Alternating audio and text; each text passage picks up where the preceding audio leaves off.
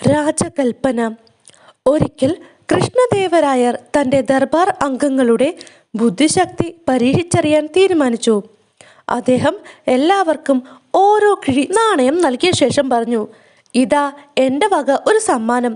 ഒരാഴ്ച കൊണ്ട് ഈ നാണയങ്ങൾ നിങ്ങളുടെ ഇഷ്ടമനുസരിച്ച് ചെലവാക്കാം. എല്ലാവർക്കും സന്തോഷമായി. ചക്രവർത്തിയെ എല്ലാ അംഗങ്ങളും ഒരുപോലെ വാഴ്ത്തി. പക്ഷേ ഒരു വ്യവസ്ഥയുണ്ട്, ചക്രവർത്തി പറഞ്ഞു. എന്താണ് തിരുമനസേ?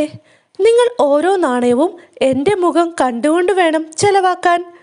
ഓ, അത്രയേ ഉള്ളൂ? അതത്ര വലിയ കാര്യമാണോ? പണം കിട്ടിയ സന്തോഷത്തിൽ ആരും കൂടുതലൊന്നും ചിന്തിക്കാൻ പോയില്ല. പക്ഷേ ചന്തയിൽ സാധനം വാങ്ങാൻ ചെന്നപ്പോഴാണ് ആകെ കുഴപ്പത്തിലായത്.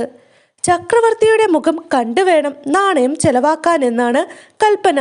ചന്തയിൽ നിന്നാൽ അതെങ്ങനെ സാധിക്കും? ചക്രവർത്തി കൊട്ടാരത്തിലല്ലേ? ഒരാഴ്ച കഴിഞ്ഞപ്പോൾ ചക്രവർത്തി ദർബാർ അംഗങ്ങളെ വിളിച്ചുകൂട്ടി. നിങ്ങളുടെ നാണയങ്ങളൊക്കെ ചെലവായോ?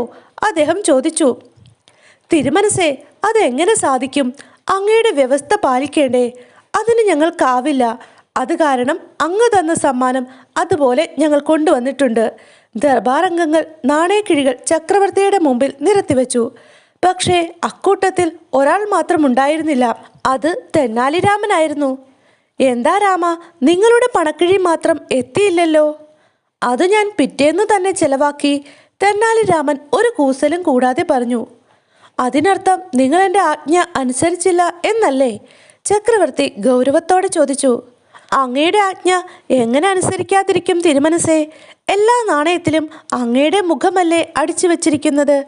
ഓരോ തവണയും അതിലെ അങ്ങയുടെ മുഖം നോക്കി വന്ദിച്ചുകൊണ്ടാണ് ഞാൻ ഓരോ നാണയവും ചെലവാക്കിയിരുന്നത്. അത് കേട്ട് ചക്രവർത്തി പൊട്ടിച്ചിരിച്ചു. തെന്നാലിരാമ, എൻ്റെ ദർബാറിലെ ഏറ്റവും വലിയ ബുദ്ധിമാൻ നിങ്ങൾ തന്നെ, അതെനിക്ക് ബോധ്യമായി. ദർബാറിലെ അംഗങ്ങളുടെ തല ഒരിക്കൽ കൂടി തെന്നാലിരാമൻ്റെ മുമ്പിൽ കുനിഞ്ഞു.